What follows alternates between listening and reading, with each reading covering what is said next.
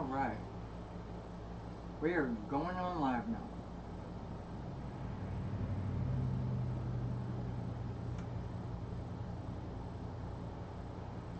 See if I can get my little chat boxes right here so that I can see and know everything that you guys are talking about. Likewise, I like to cover up the front of my screen with this little chat box because one video might be slower than what I'm seeing here. Hey Mitch, how are you doing? How's it going? Merry meet and bright blessings. Happy Saturday. It's good to see you. First one in the room I see. You've been waiting on this one. I think that you've missed the past few, haven't you? I think. Found me on Twitter. Well, that's cool. That means that those other apps of mine are working out good and letting people know things. And that's great. But yeah, I seem to have missed you on a few other of my shows there, Mitch. Hey Preston, how are you doing? Merry meet and bright blessings. I'm glad to see you here. And you're becoming quite a regular on the show, aren't you? Why don't you tell me a little bit about yourself, Preston? I would really like to know, because I know less about you than I do any of the other regulars on the show. Although I have some ideas, I mean, you could help out with that. Tell me about your path, how long you've been watching the show, because a lot of times people are kind of loom in the back and listen and watch and not say a lot, you know. Let's see. Haven't been able to watch it all, Mitch says. Yeah, I guess those things do happen. Weren't you taking care of somebody else or out of town or something? Helping a family member or something? It was you or somebody else. But, it's understandable. We all have to step away from the internet sometimes. And it's pretty usual. Although whenever you're not around, whenever any of you guys aren't around, I always know it. I can feel a drastic change in the energy. And although I may not know people's faces or may not always remember people's faces, and I am good at that actually, but not as often as I know and read a person's energy. That's more right along with me. Ah, that's right. So I was remembering right. You were helping a family member, and it takes up a lot of your time. That's understandable. Preston says, I've been practicing for 14 years now from the east coast of Canada. I'm eclectic pagan and a member of a small circle in Canada. And that's cool. Yeah, I was kind of mixing you up with another person. And I'm glad you told me all of this because it really helps me to understand you a little bit better. And I'll be able to, you know, read between the two of you that come into the room that are quite similar in your energies. But it's good to have you along with us, Preston, and tuning in on a regular basis now as you are. Today I thought I would go into color magic in candle engraving, and yes, I have a video based on this. Oh, Myra, my girl, how are you doing? I hope you're doing alright. I've missed you on a few shows, or just haven't. It's been a while, I think. You popped in on the last one or two, but just for a brief instance, I think. But yeah, I've got a lot of people coming in from many different parts of the world these days, and I think it's magnificent. You know, we get to not only talk to other people that practice on different paths than what we have, and listen to them on what deities they call to or what their belief systems are, but we also get to, you know, talk about different cultures as well, and I think that's awesome. It's alright, Omira. At least I've known you were gone and I missed you. And that means that you are loved. And that's what's important here, right? But, yes, I did do the Kindle, the coloring candle magic and engraving. So that's a video that's out there. But a lot of people have been asking me about colors within candle magic, and as though they're not finding the video, so I thought I would cover the topic again and on live stream this time. How's it going? How do you pronounce your name? Joanna. I'm going to call you Joanna, if that's okay. Yes, I'm going to call you Joanna. Merry meet and bright blessings. Anyway, I am not good at pronouncing some of these screen names. Seriously now. And it's not my fault. It's not my fault. It's nobody's fault. But you guys are just very, very, let's see, complex. That's right, complex. Anyway, so I thought that, you know, so Joanna is okay. That's cool. Alright, so what we're going to do today is we're going to start going over candle colors and what they are good for. And we can talk a bit about the preparation of the candle, how to put it together so you could use it on your altar. And there's a lot more ways than what some people might surmise. You could use a little bit of mud on the outside of the candle once you've prepared it to dirty it up, to muddy it up if you want someone to quit spying on you or whatnot. But the candle color is also still important. Or you could use lemon juice on a candle to sour someone on you so that they'll leave you alone, or sour on a relationship altogether so that it would break them apart if you want to practice such dark magics as these. You can use oils, or you could rub flowers on a candle, or pine needle straws as to anoint it with, or to brush away evil and negative. I mean, there's so much you can do there. But mine is not the only knowledge in the room. There are several long-term practitioners in the room, as I see. And anything that you can contribute would be a blessing. And I'll try to go over it so those that watch the video hereafter can likewise know what's being said, because I don't have it set up yet to where everybody sees what you're saying when they're watching the video after the fact. Anyway, so I brought my little 4-inch candles here, and I did an unboxing on these just, what was it, yesterday or the day before, something like that, where I just got them in the mail, and I wanted to do this show, and that's one of the reasons why I got them. They're 4 inches, and I specified just yesterday or the day before that you should have candles of all different sizes because you have different needs and different circle lengths. Like you have your 9-inch tapers, you have your 6-inch tapers, you have your 4-inch candles replaceable by your what is the word? Tea lights. Colored tea lights could do just as good as these. But as you notice, they're all in different colors, and that's what we're going to talk about. Alright? So, you know, black is always a very fun color with us. Black is always a very fun color with us. It's about drawing in power. It's about drawing the veils down or hiding and cloaking.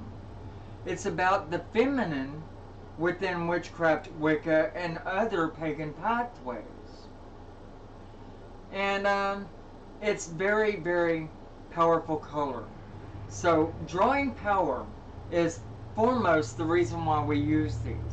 We may also burn these candles on our altar as an offering to the gods and goddesses, or one or the other. Purple is something else that we'll likewise do that with. But we'll get there. So your black is very important. Drawing the veils, you can use certain herbs with that, like mandrake root, devil's shoestring, and some other well-chosen herbs. Be very careful about the herbs you handle. If fresh, they could be very potent in their toxicity if they are toxic herbs.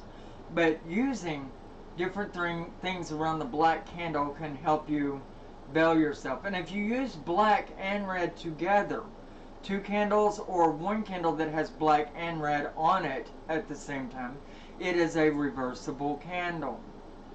Okay, so very, very good to know about the black candle. You could also use it as a representation of your goddess, where your God would be represented by the white candle.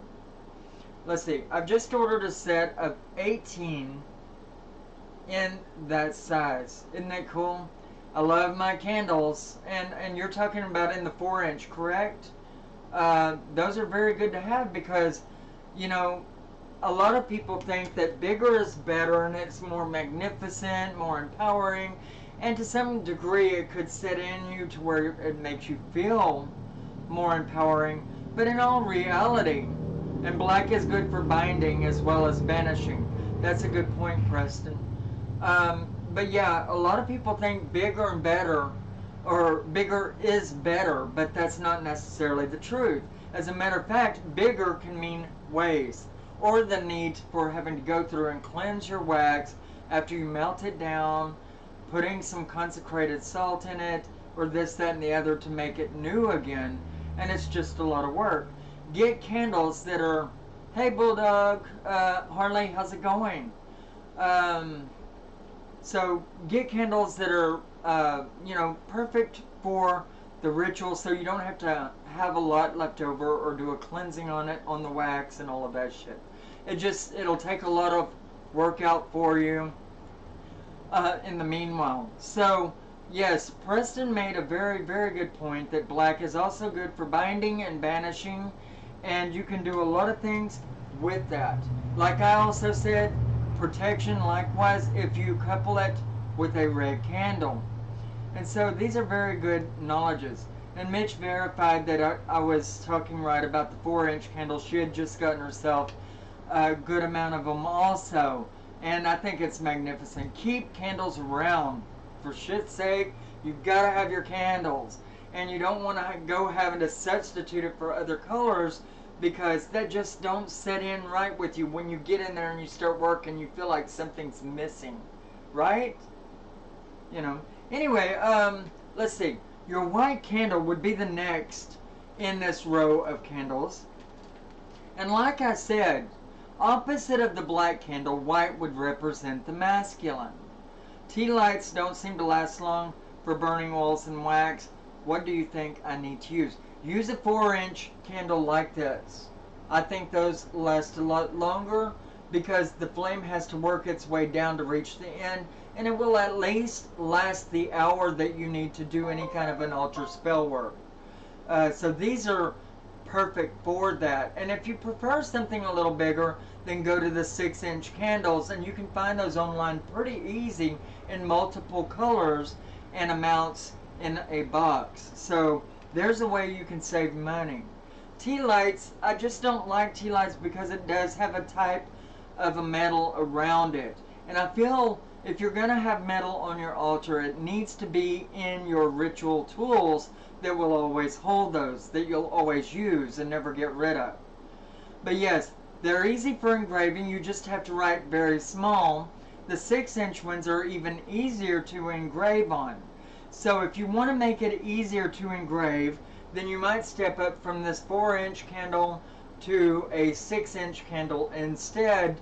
And Mitch Mary evoked a bit of a strong idea in me on that to alert you to. If you like to write big, if you don't want any trouble writing small, then get the 6-inch candles instead. But these work really good for me. And you can fit a birthday and a name on this pretty easily. And you can put the writing of your spell work underneath it, or prayer, or whatever it is that you're doing. But onto the white candle, it represents the masculine instead of the black, which represents the feminine. And so thereby you might use a black candle. Hey, for black, it's good to see you.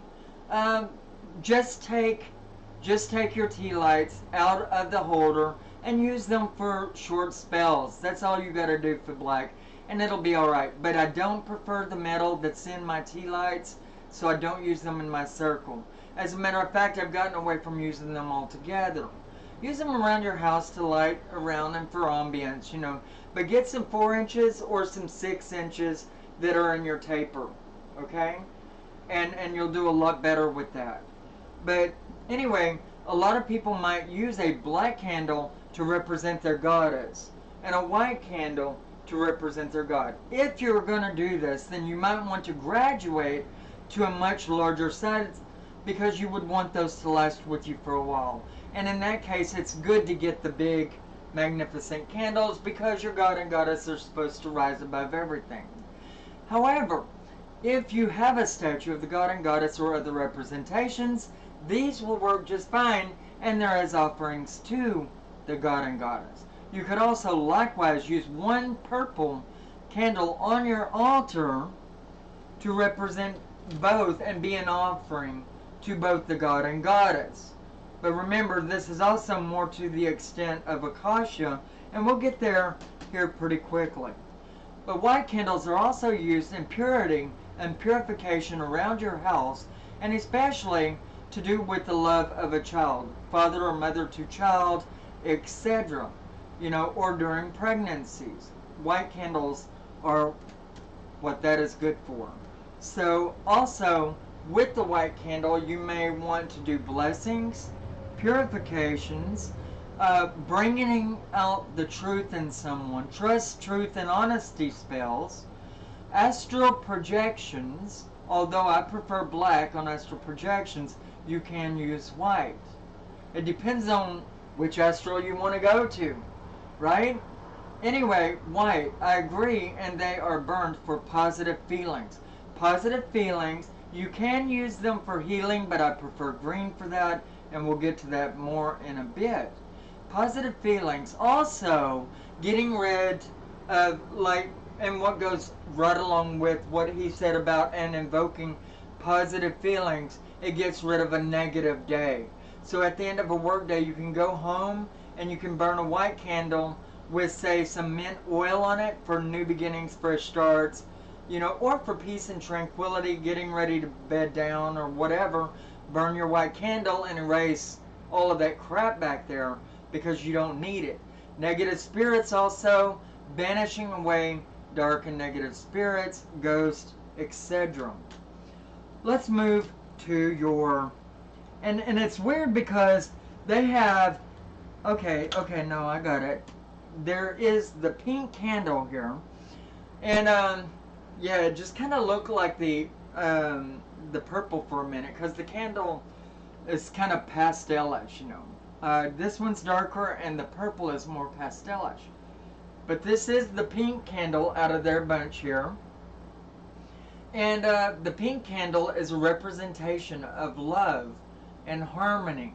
Generally, the love of a man to a woman to a woman, the lover type love. Husband to wife, etc.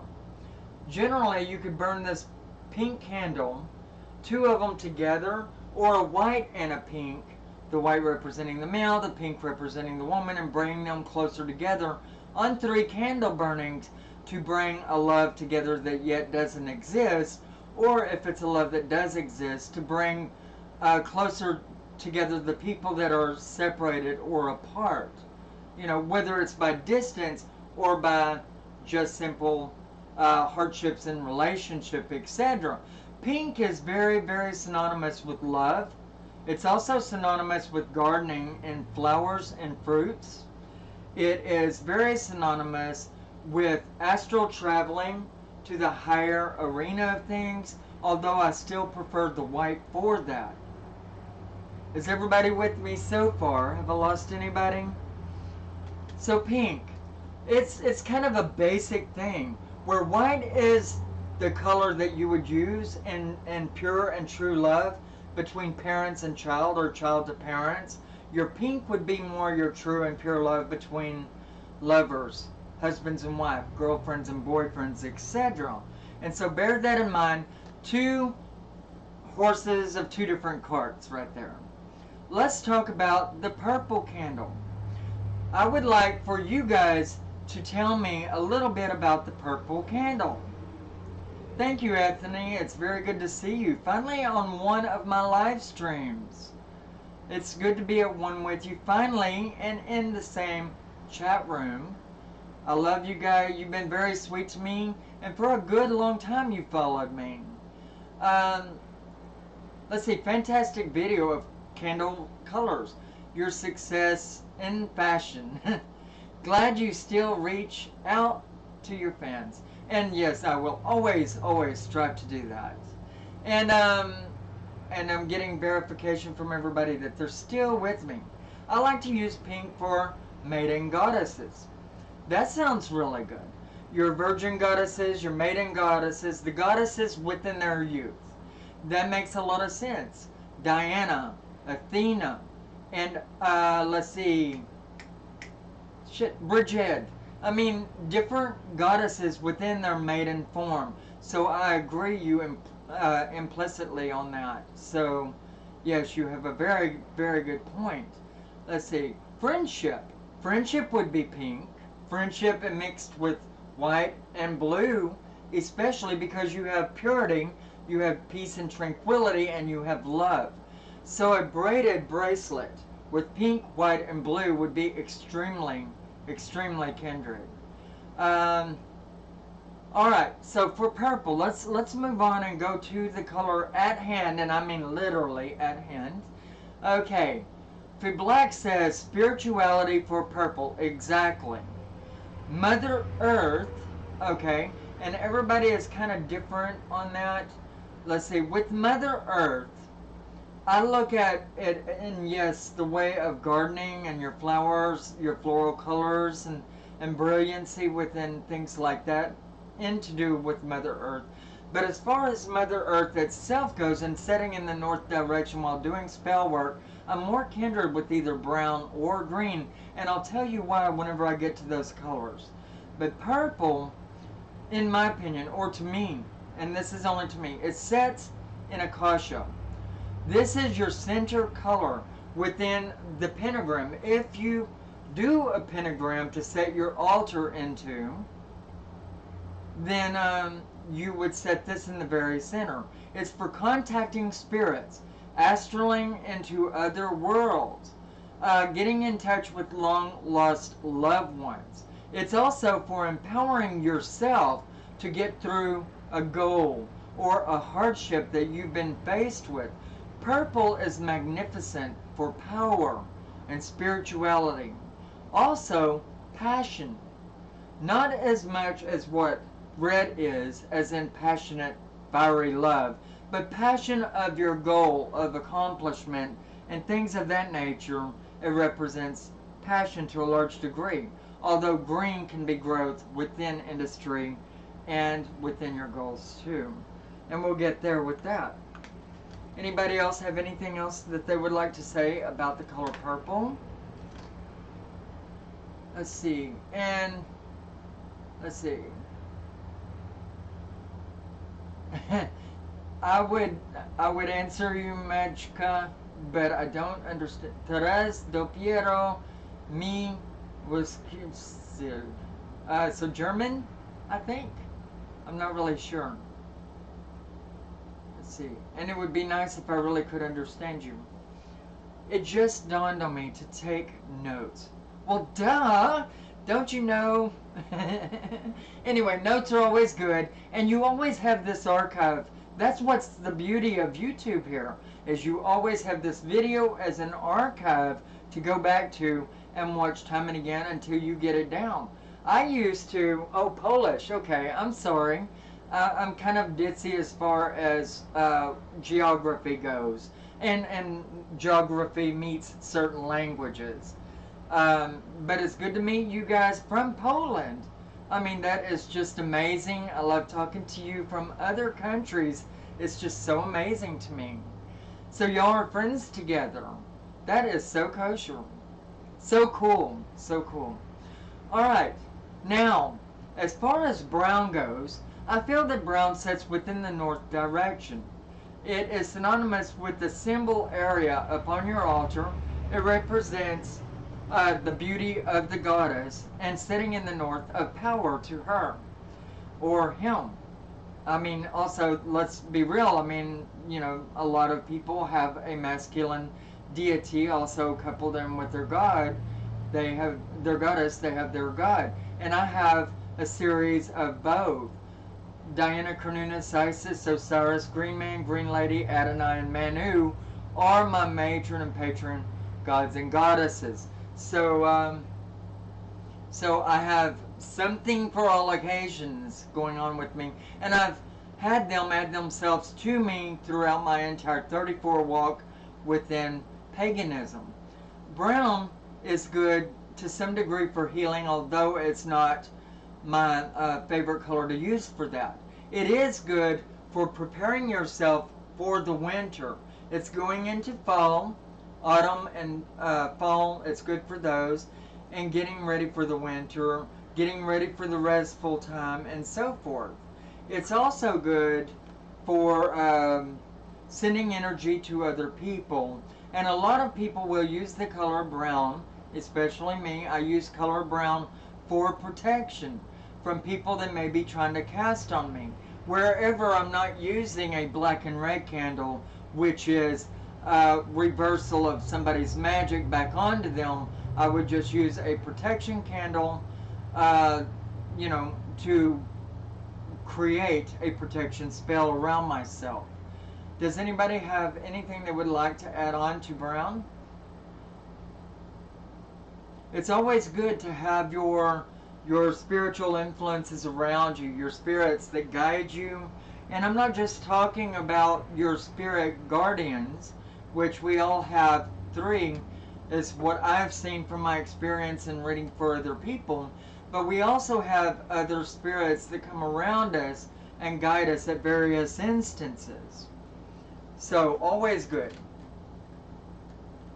But brown is a good color to get in touch with earth and nature. Seriously. Okay, orange is for brightening up your day. It's for brightening up your holiday seasons. It's used as warning. Whenever you see the color orange all around you, then it will be a warning that there's something about that you need to be guarding against. Either somebody's casting on you, somebody's thinking dark or negative feelings or ideas upon you, or there's a spirit abound which wishes to do you harm. But the orange color is worn for warning. But also remember, for every negative within a color of candle, there is also positive, and vice versa. I often wonder how to use brown. That was helpful. Well, you're very welcome. Let's see. Protecting spirits. Orange is good for protecting spirits, people on the opposite side. And also, when spirits are trying to protect you, they will give you signs that there's a spirit about that is disagreeable.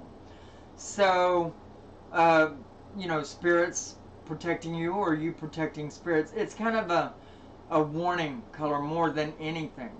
Okay, so when you see orange all around you, then it's a sign that you might need to check a little closer around you and see if there's a problem somewhere. Okay, also, let's see, it's kind of a variation off of red too. When you see orange, it could be warning you a bit about troubled waters in love, whereas one of the two people may be more about the fires of sexuality rather than the depth of pure or true love. So the orange candle, it can warn you in many different areas, and that's just one example of how. The color yellow. Oh, and by the way, remember I did say the color orange is also festivity, creativity, and celebration. Okay, so that's its positives. Okay. Now, the color yellow. The color yellow has also positive and negative connotations to it. As a lot of us know, the ugly head rising up of jealousy presents itself in either 2 colors. Green would then be one if it's to do with money and finances and somebody's jealous of you for what you've had or what you've built up in your life or what you're doing in school and education. But yellow is a representation of jealousy on the ideas or concepts to do with love and relationship. And the yellow ugly monster can rear its head through somebody who wants to send you negative energy because they want to be with somebody that you're with, or they want to be with you and you're already with somebody and you're true to your mate. So that's how it could be negative. One within a circle, it could be a dangerous color in 2 ways. One, in the way it would draw people's attention away from what they're supposed to be doing. It causes you to lose focus because it's so bright and airy. Okay? But also, it can it can stir up negative influences that might be there among other group members. And trust me, I've been in plenty of groups to know that quite a few of them have people inside of them that are playing a certain amount of drama between the members. Yellow is also significant and symbolic of magic, communication, and belongs in the East Gateway. Okay, when you're calling to your deities, this is a very, very good candle to use, and send forth your communication to those that are above. You know, conveying messages to the spirit world also, or restoring communication to two people on the physical plane that are not talking. Likewise, invoking magic, turning energy into magic using this candle will help you do that. So the yellow is good for a great many things, but around your circle you might use red, blue, green, and yellow, or red, blue, red, blue, green, and yellow, or you might use red and brown instead of green, yellow and blue, because either green or brown could be within the north direction. Okay? Alright, so yellow is really good for a lot of different things. Any ideas coming from you guys on the color yellow? Then please insert here. I love the color yellow. Alright, now we come to the second of the colors that go around the perimeter of your circle. And I'm saying yellow, green, blue, and I went into red, and I didn't even mention. No, I didn't go into red. It's not even here in the box. What the hell? Anyway, we'll get to the colors that are not here whenever we're done with this. Alright, green. Yes, yellow also represents joy, feasting, and celebration likewise. That's a good point, Harling. A very, very good point. And thank you for that. Green is a color that can set in your north direction. It can be substituted for brown, by the way.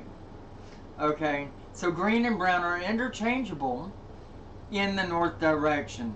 When you're putting your candles about, you know, for all of that. You know, for drawing your guardians of the watchtower, for instance, or just securing your circle. Green is also a known color for holidays, feasting, celebration, particularly Thanksgiving and Christmas. Xmas. Let's say Xmas. It's good to see you, Yamanu. I felt a familiar energy pop into the room. But it's good to have you for whatever amount of time you can have. Green is the color that we're talking about now, and it's synonymous with the north direction, is interchangeable likewise with the color brown. Green is for growth, for money, prosperity, education, reaching goals. That's right. And Joanna says for growing also. You know, so yes, healing. Let's not forget healing. Okay, now there are two different colors of green. Let's talk about them both.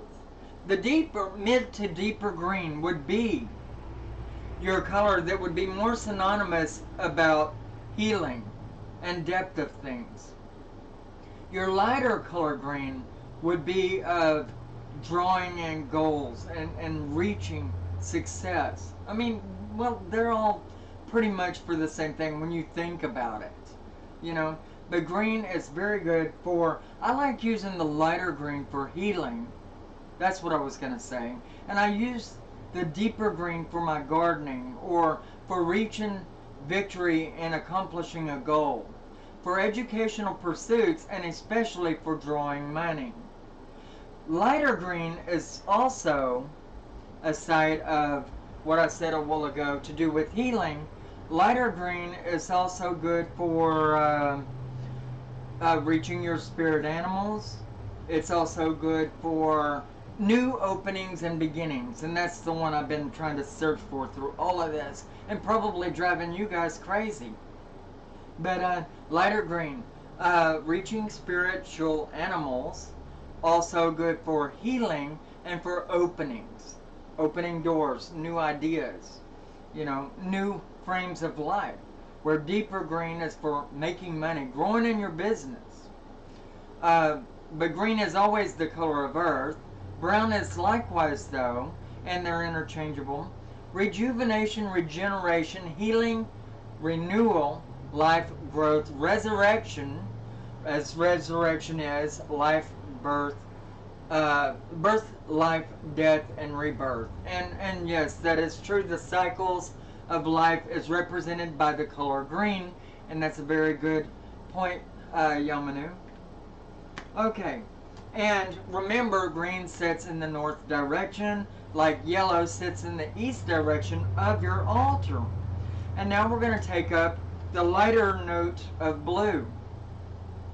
The lighter aspect of blue is definitely getting in touch with your spirit guides, contacting the Fey world, doing spell works, and communicating with the universe, especially when it's in the daytime, where the darker color would be at the setting of daytime going into the dark.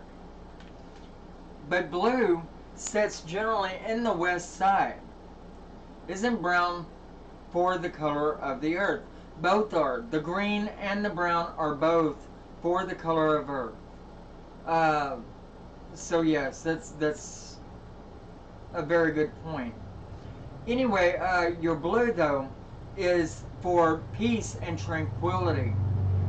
Okay, your lighter blue, peace and tranquility, obtaining a bit of space for yourself, meditation, and I would say to some degree communicating with the universe, okay? But it sits within the West and is representative of love, although it's not used specifically within love spells of any sort. Usually depth, but that's going into your darker blue. Your darker blue color, and remember I was holding up this one a second ago, we have a darker blue tone too, And your darker blue one, aside of what the light blue is for, your darker blue would be for subconscious dreams, depth, psyche, intuition, and vision. Okay? So, yes, your lighter blue and your darker blue would be contingent on the time of day which you want to use a lot of the times. Although you could do either or at any given point in time, as long as you know what it's meant for when you're doing it.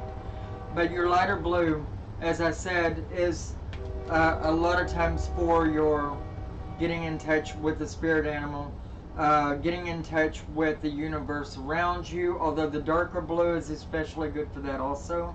And your darker blue is a representation of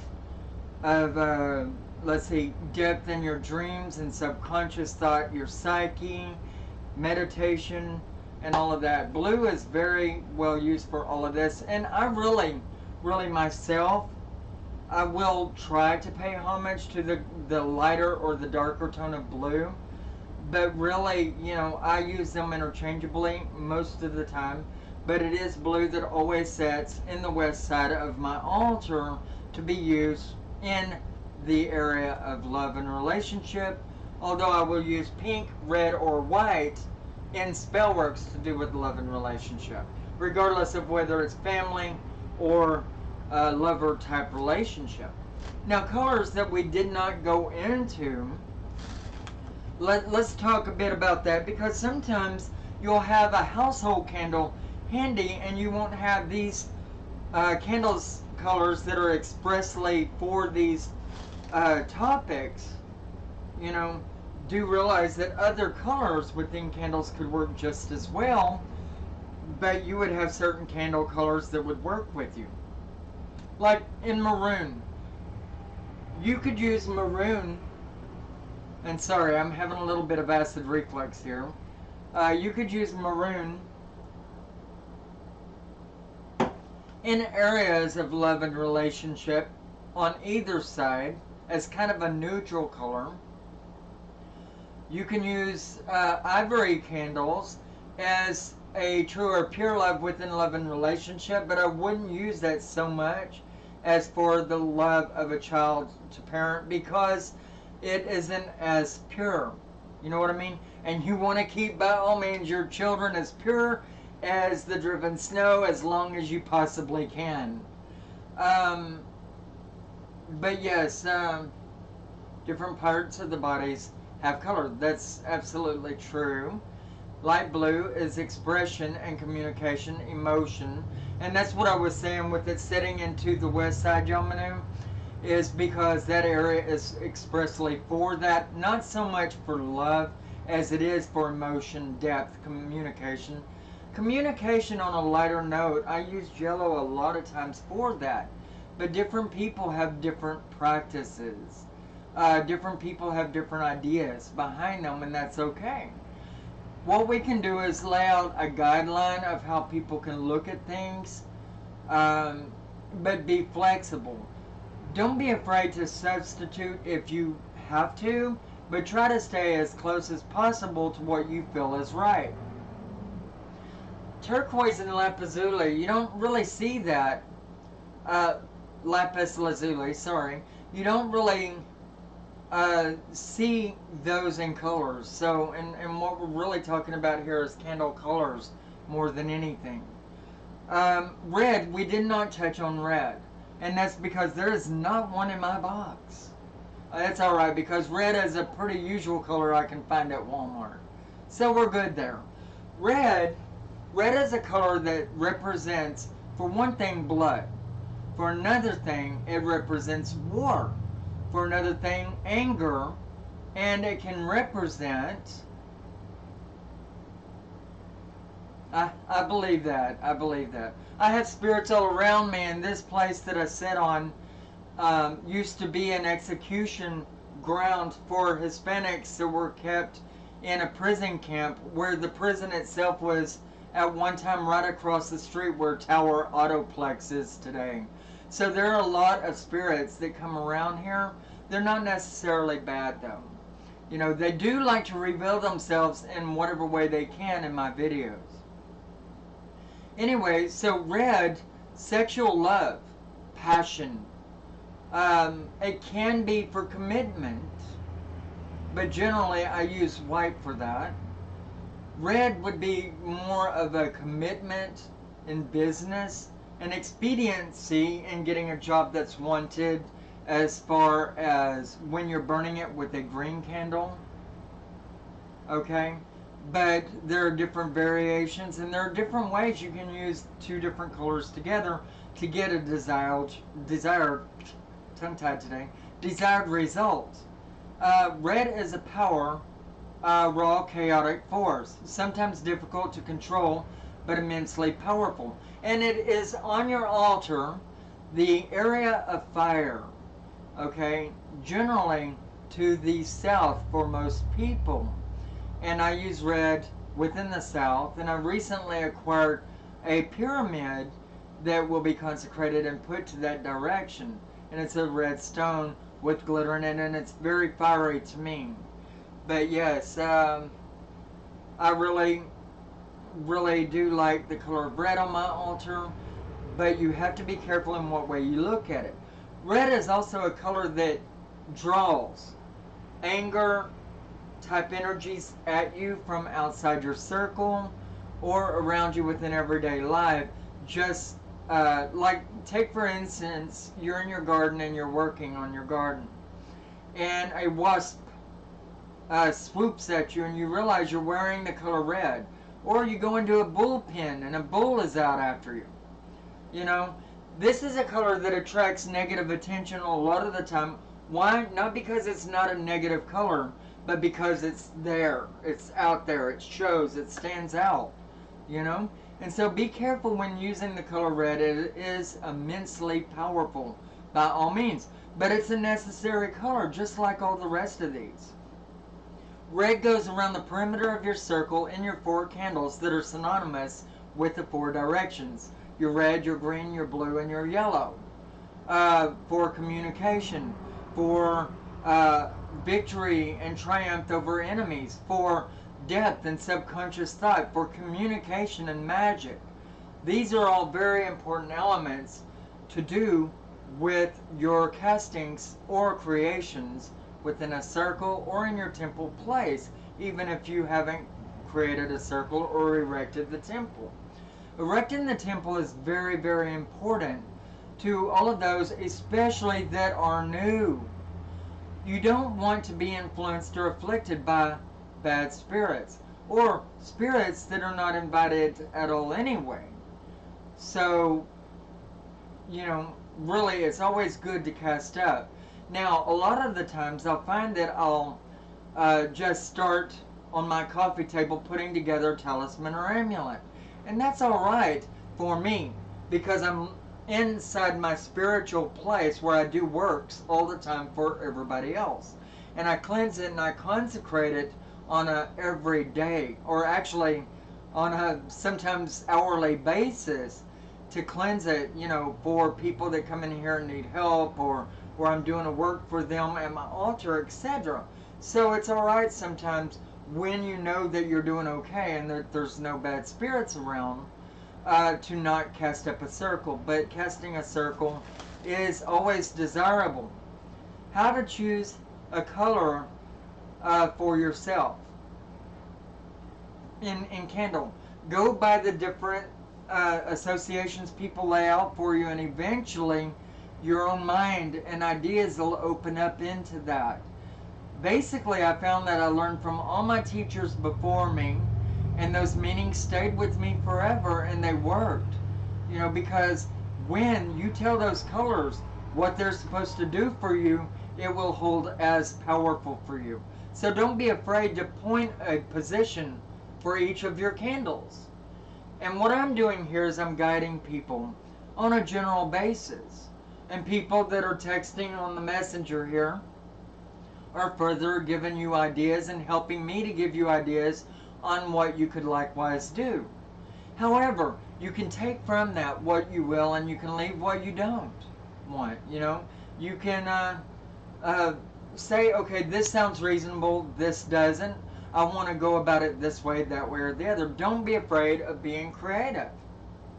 Yes, I always have shadows around me, and they don't bother me. My house is full of spirits, and if you watch a lot of my older videos, especially on my Mystic Shadow Insights channel, then you'll find that the spirits loved to show themselves through orbs and things like that. And if the light weren't shining in the door on me, then you would see that that it would be portraying itself in orbs rather than in shadows.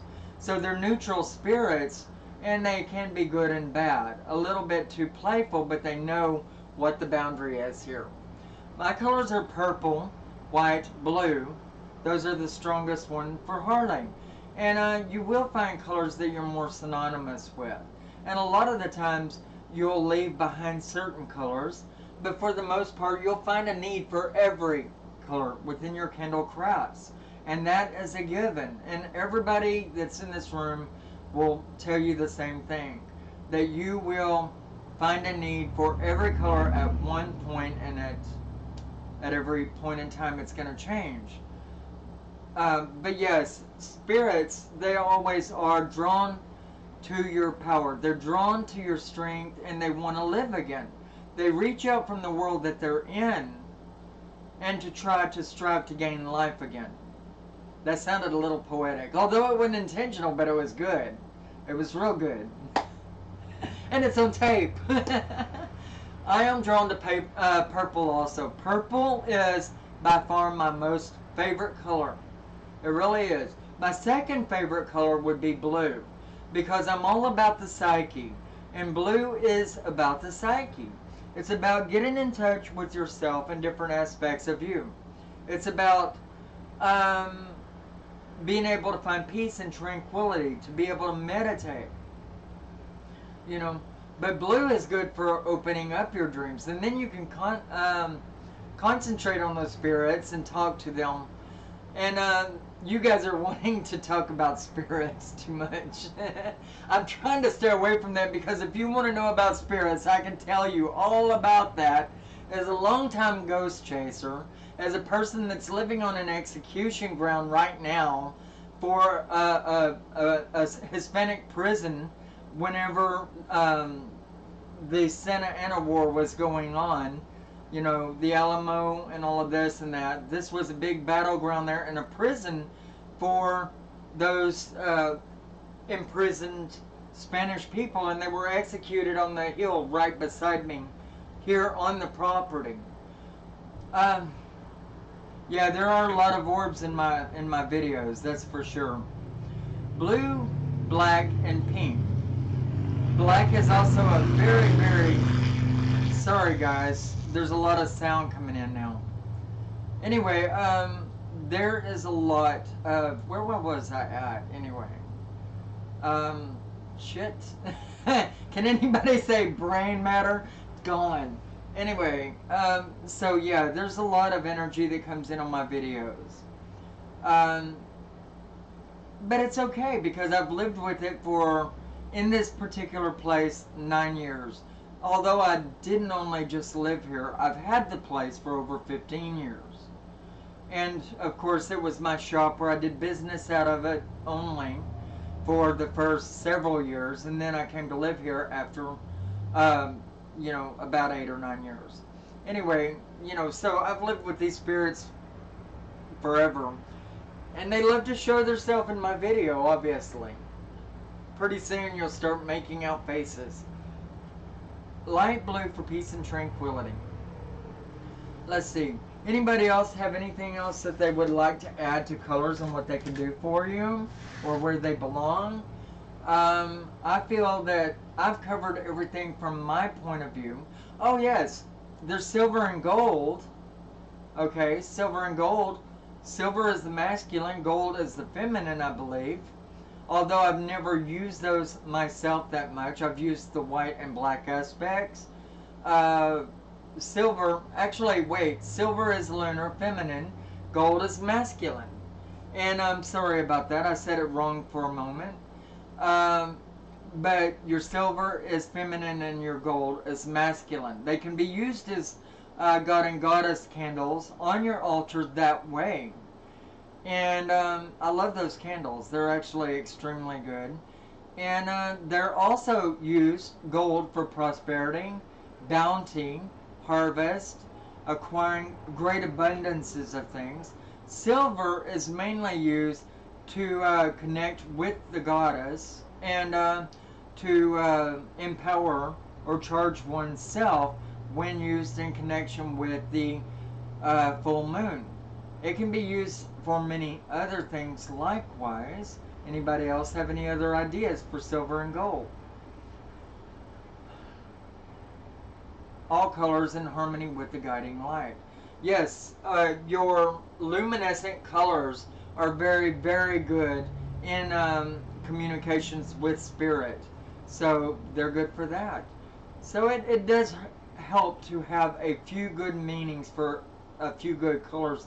That way you have a good array that you could choose from. If you're low on something, you can substitute, etc. Let's see. Gold is for money and prosperity. Yeah. Yamanu. In that way, you can wear silver on your receptive hand and gold on your directive hand. This creates a balance within your natural system. And yes, it does. And it ties in your masculine and feminine, as well as your light and your dark sides, to work together so that you can get through your typical day and ground out properly, so you won't kill everybody that comes around you, and so you won't subject yourself to being everybody else's slave because you're too good-hearted and a doormat at the same time. Let's see. And yes, gold for solar energy. So we're good that solar energy is the birth of the sun god from, you know, from ancient lore. You know, gold is really good and very synonymous with your God system. Let's see. As far as those spirits go, yes, I've recently been subjected to a new gift of mine, and this is the first time I've told anybody about this. Do y'all want to hear this?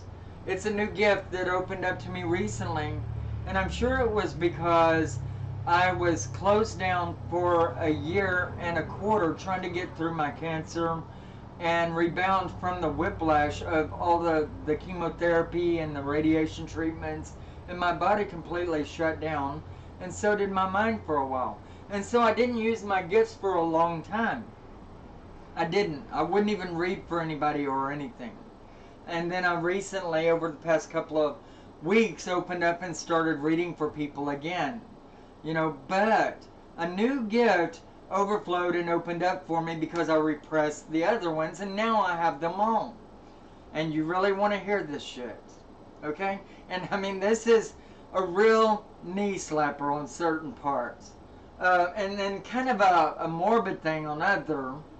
So, I mean, everybody's going to have to vote here before I'll share this. I mean, you've just got to do it. You've got to say aye or yeah, I want to hear it or something. You know, because this is crazy, okay? And I can see why such a gift would be bestowed on me, because I talk to thousands of people and I teach many, many people. I get in touch with other people's lives, and it's good for me to know all different facets of life. And I guess the God system proclaimed it important, you know, for me to have this gift, because it would work hand in hand with that which I do. Alright, everybody, here it goes. 2 months ago, I was laying in bed, and I began drifting off into a dream. And I didn't understand this dream because it didn't seem to have anything to do with me. And generally, I can get a sense all through my being when it's a predictory dream. Whenever it's one I need to carry over into my everyday life and be able to use it to solve matters or issues for myself. But this wasn't synonymous with me. None of the people were familiar, and the homes or houses and this, that, and the other was not familiar.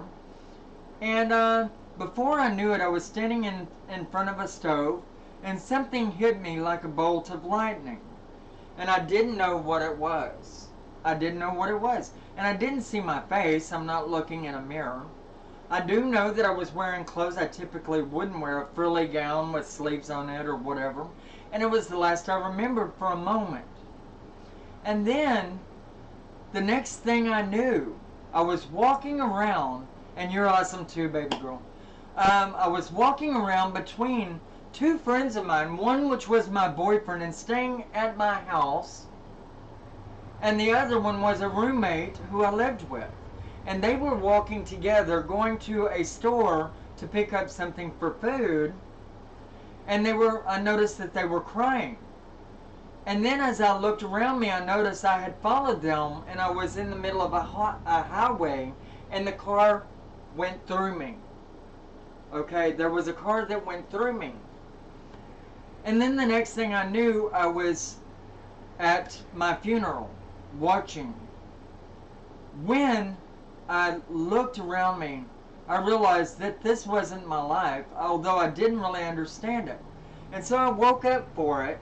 It was good to be at one with you, Ronan. You take care of yourself, and you can always watch the archive later. Take care of yourself. But I knew that it wasn't synonymous with my own life. I couldn't figure it out, so I woke up. But this started happening on a regular basis, and as I put it all together, I realized I was living the last days of people's lives that were coming to me and seeking confirmation that they had lived, and trying to convey their last wish, or trying to give me a message so that they would be remembered and not know it was my own lives. I mean, not my own lives, it was shit. I'm trying to read the board too closely.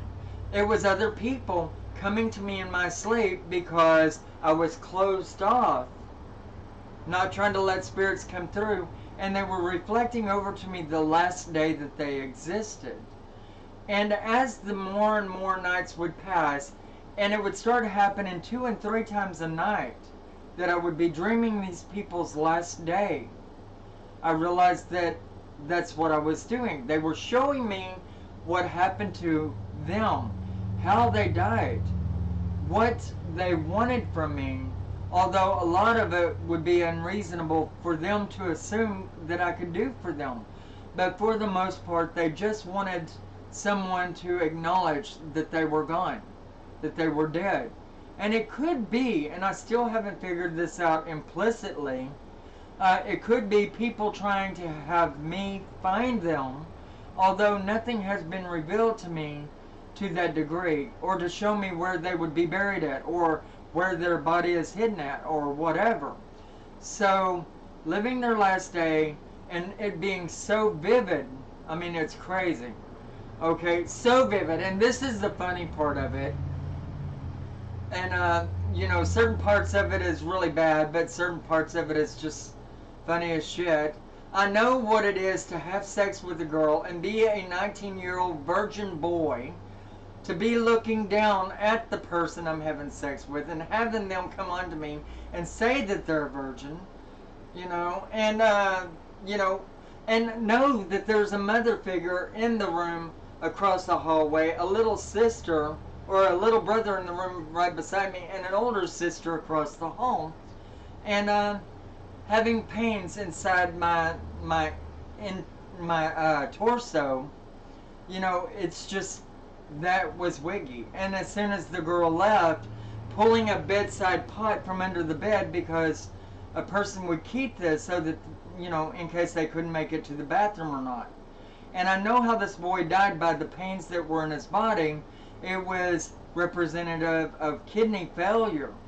And that told me that that was probably his last hour on earth.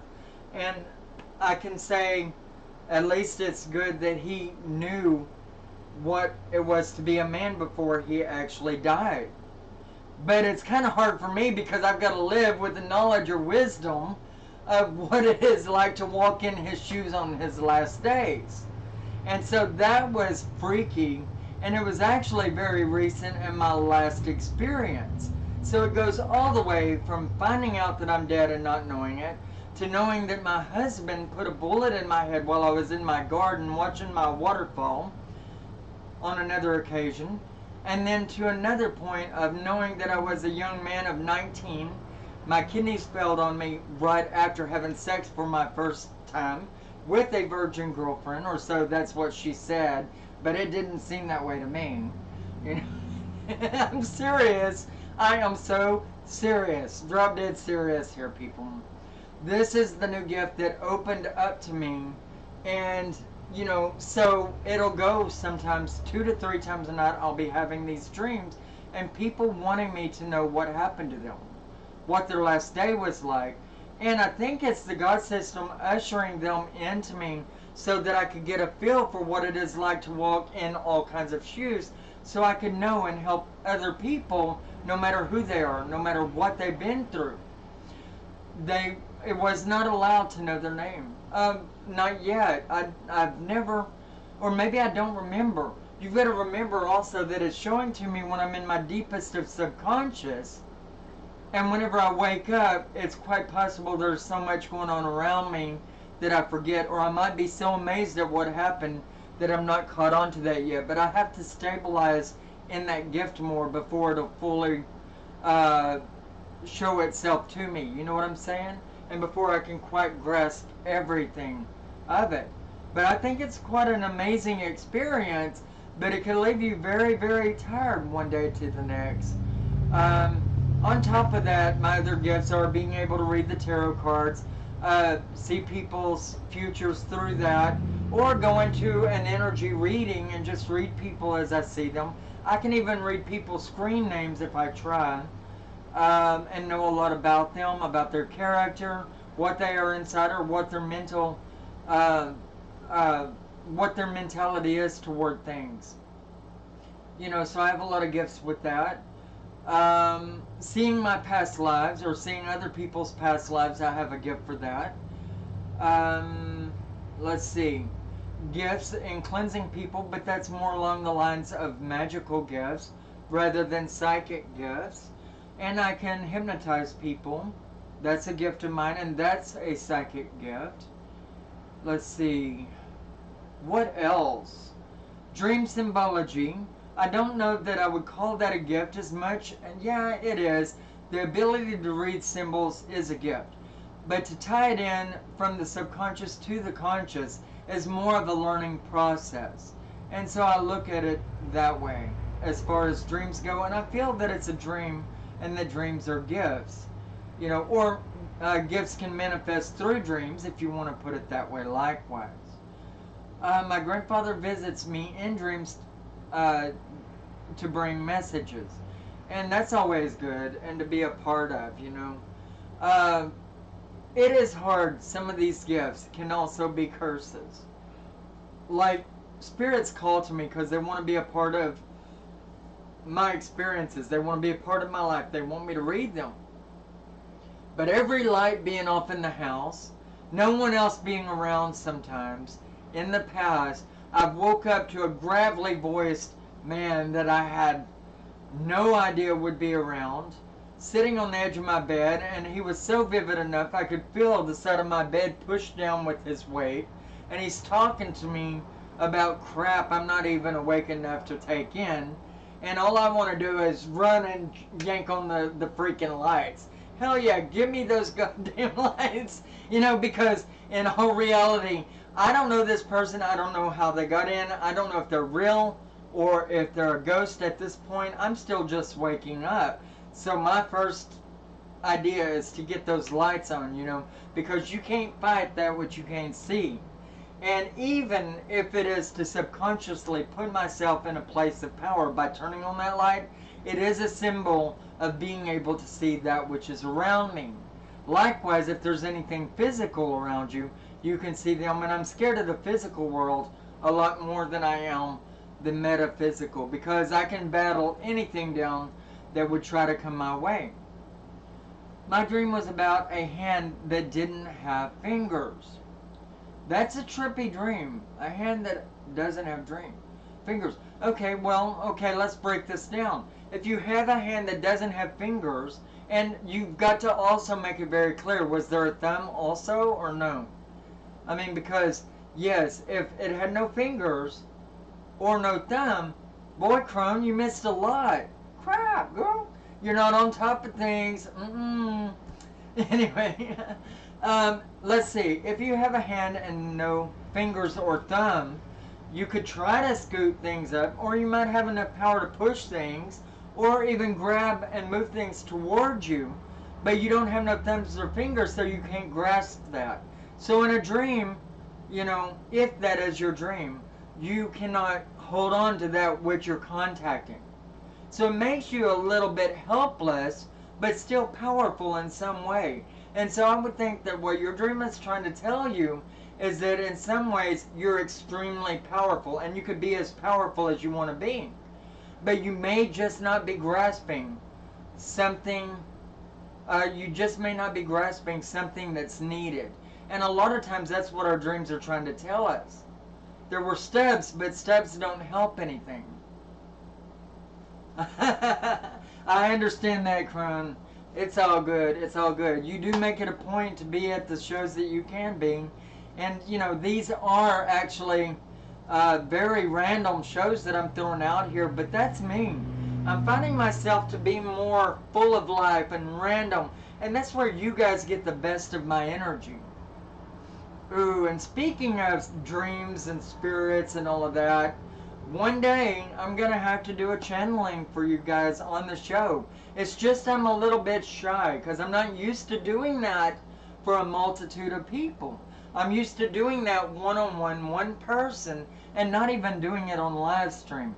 Not even doing it on you know, any kind of video whatsoever, or Skype or anything. You know, so yeah, one thing I would like to do is be able to get off into a little bit of channeling, you know, but I'm a little bit shy about that. Because when I go to channeling, by the way, My eyes will change, my eye color will change, my looks can tend to change a little bit, and my voice definitely changes. I can talk in accents and sometimes in different languages and won't know what I'm saying, but other people will that came to me. You know, like in Spanish or whatever, and I don't know these languages or whatnot, but they will talk through me that way. You're keeping me on my toes. It's all good. Yeah, that's true. You know, but, you know, knowledge and wisdom, there is never a bad time to get that. You know what I'm saying? Especially when, if I sit here, and I've done this, with not one person in the chat room, you know, start talking to the camera. Because if nobody else is in this room listening to me whatsoever, it's still making a video that everybody else can watch off of camera on YouTube still, because it makes that archive regardless, you know. And I'll just go more into myself, my ideas, and what I'm trying to help other people understand things. Whereas on these, I'm tying in what everybody else is saying likewise. I also saw my grandpa's spirit after he died.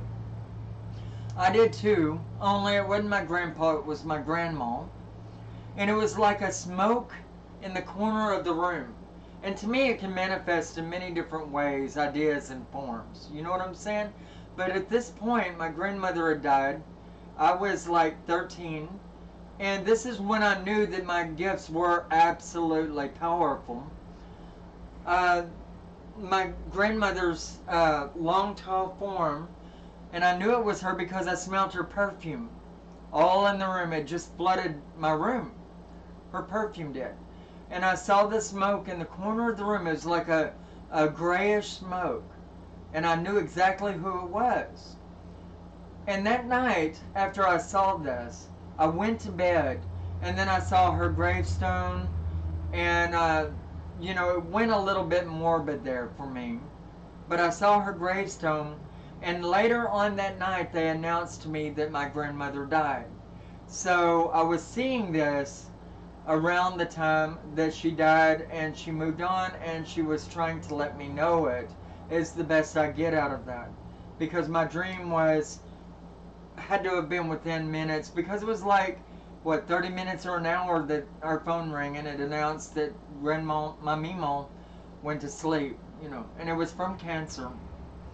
But, you know, I mean, these are things that tell us that there is an afterlife, and we're to use this as a gift and look at it as a gift for ourselves and to stabilize others that have confusion about it or worries. It's good to know that there is an afterlife, because through that we don't fear death. We know that we go on. We know that we'll exist in one form or fashion. And that is one thing that secures us. And, you know, you can't trade that for anything. What was weird is he came to me at a farmhouse upstairs in the bedroom where he slept. That would make sense. If you're in the place where they either died or they lived, you know, then, you know, there's a deep, deep connection to that place and to you at the same time. And they would expend what energy they actually have to you on that. And one day, very soon, I'm going to have to do a video extending over to you my feelings about well, I actually have a video where I actually talk to you about the spirits and death, the afterlife, heaven or Summerland, hell, do they really exist, reincarnation, and how can all this exist together? I actually have a video based on all of that, you know. But it is true, it's always good to, you know, explore into the ideas and reasonings as to why you would be seeing such, you know. Anybody have anything else that they would like to say? Because I'll be closing this down within 15 minutes. I love the ideas of getting deeper into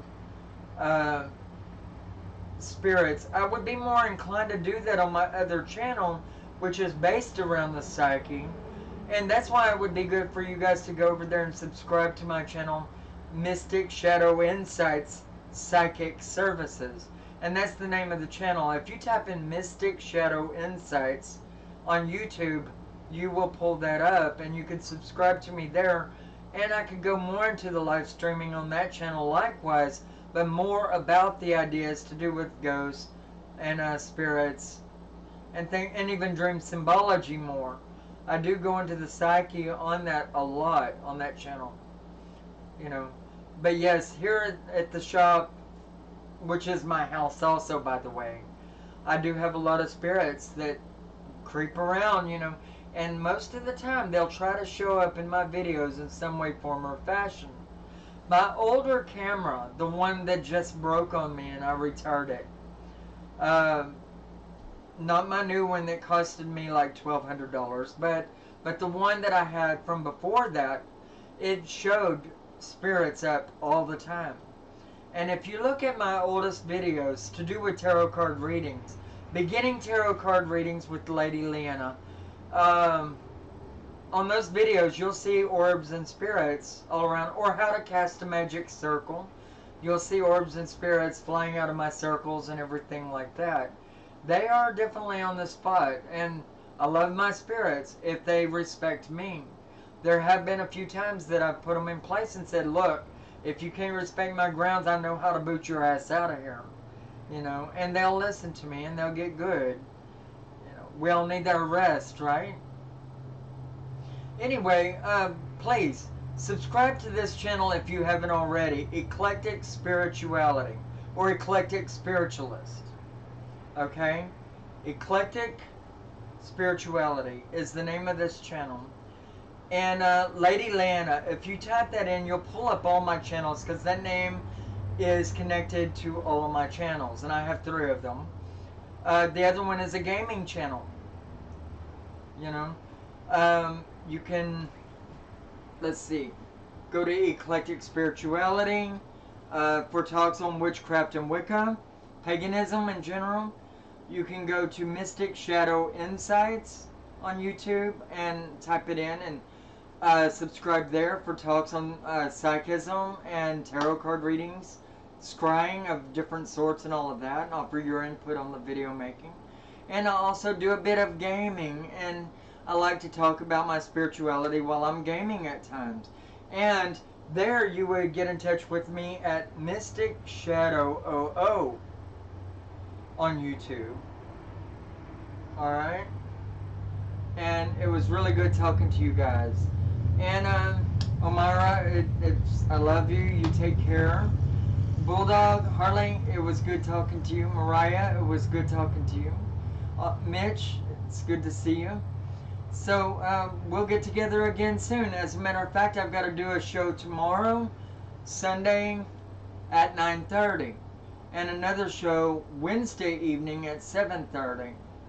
All right. I got you on Twitch as on actually even as on my friends list on Twitch, Mitch. Twitch Mitch. Twitch Mitch, what a witch. She's a jolly good fairy. I can make a song with that. Yes, on Twitch, you guys, you could get in touch with me by typing in Mystic Shadow 00, and you can follow me on Twitch. Alright? You take care of yourself and support us as always wherever you can financially to keep all the channels going. Bye bye now.